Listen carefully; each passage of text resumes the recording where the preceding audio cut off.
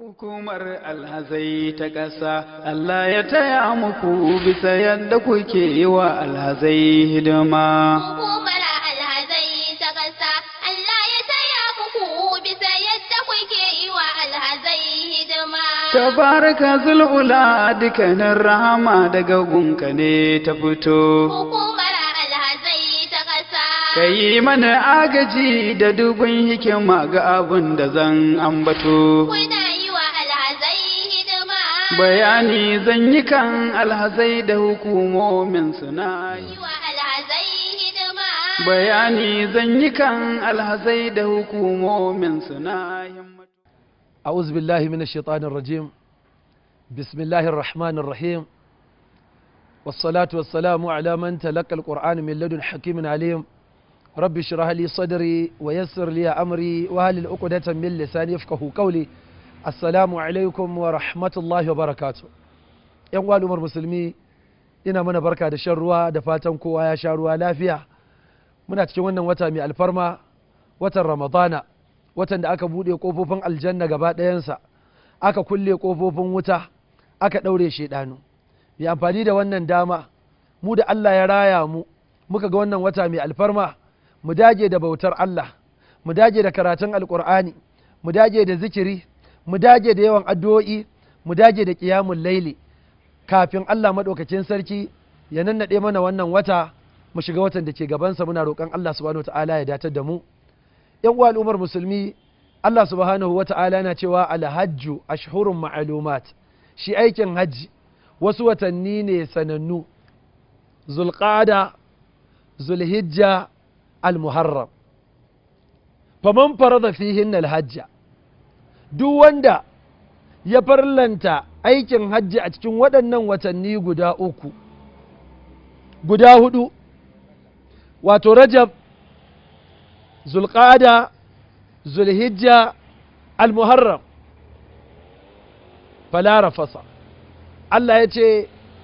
babu saduwa da mace an rafasu jima'i Allah yake nufi to ballantana ma taɓa ta ko rungumanta wala fusuk babu fasikanci to wanda aka ce zai nisanci iyalinsa to me zai kai shi ma ga aikata fasikanci wala jidala fil hajj sa'annan babu jayayya ballantana har a kai ga fada saboda haka ya ku mahajjata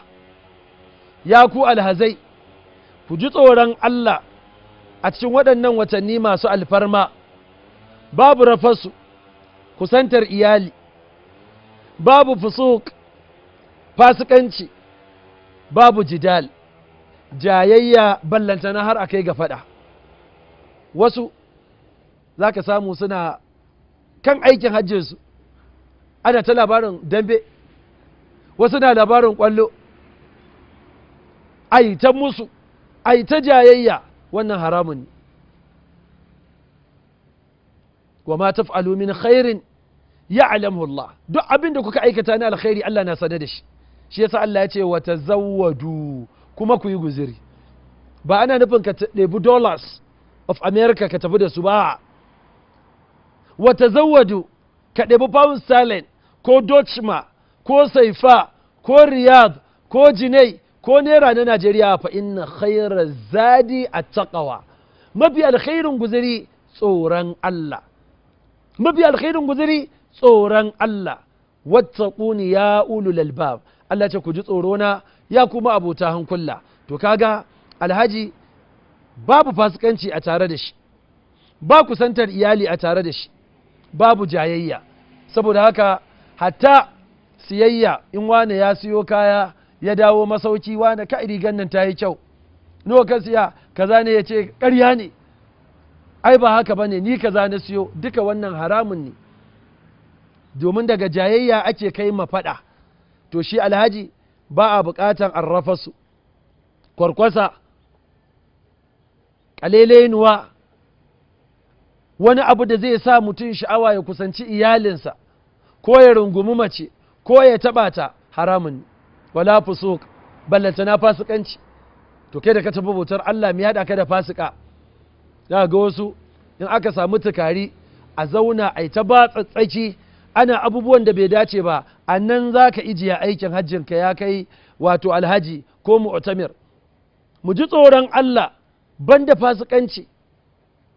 Me yasa Allah ya gaya mana wannan? Duk duniya banda wannan garin da ake zuwa aikin hajji babu garin da za ka yi niyyar aikata sabo baka aikata ba a rubuta maka zunubi sai Makka. Wa man yurid fihi bi ilhadin nuziquhu min azabin kabir. Wanda duk ya nufi wannan gari bi zulmin bi ilhadin bi zulmin nuziquhu min azabin kabir. Alim, duk wanda ya nufi wannan gari da fito na fito da Allah da zalunci to nuziquhu min azabin alim. Allah ce za mu ɗanɗana masa azaba wacce take mai raɗaɗi. Allah ya kare mu ya kare alhazai gabaci ɗaya. Wassalamu alaikum wa rahmatullahi wa barakatuh. Bayani zan yi kan alhazai da hukumomin suna